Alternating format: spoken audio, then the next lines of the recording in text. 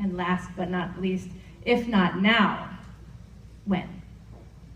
And so at a very young age, I discovered, I discovered activism, and that how important it is to stand with the people that you feel affinity for, but also for those that you know nothing about, and recognize that there is the repair of the world that needs to happen. And so, I'll tell you a quick story. When I was in the 7th grade, in the early 80s, the world was uncovering apartheid in South Africa and understanding what was going on there, and great change was about to happen. And I lived in New York City, and I went to a rally that was against apartheid in South Africa. I bought a t-shirt that said, "End Apartheid, Free South Africa," and I wore it to school the next day. And Rabbi Cohen came up to me and he said, "Don't you know that there is a Jewish community that lives in South Africa?" And I said, "Sure, we are all over the world, why not?" And he said, "We benefit from apartheid. You need to go home. You need to take that shirt off. How can you be against your people?"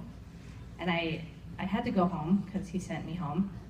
And from that moment on, I recognized that my work is, in fact, about tikkun olam, and it transcends what we label ourselves. And so I understand my connection to you, and to you, and to you. Even though I don't know you, I know that we are of the same species. We have a connection that transcends our labels. And so my work as a Jew, as a mother, as an activist, is to show up. And I will continue to show up. And when I don't have anything to say, I listen.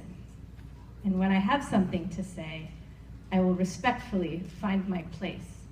And it's never ending. And so, I really believe both in the Jewish tenet of tikkun olam, the repair of the world, as I was also brought up in a Quaker tradition which teaches me that there is the light of God in each of us.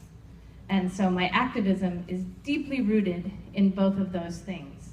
That I recognize my work to do in the repair of the world, and I recognize the light of God, of Allah, of the Creator, whatever word we want to put to it, but that is within each of us.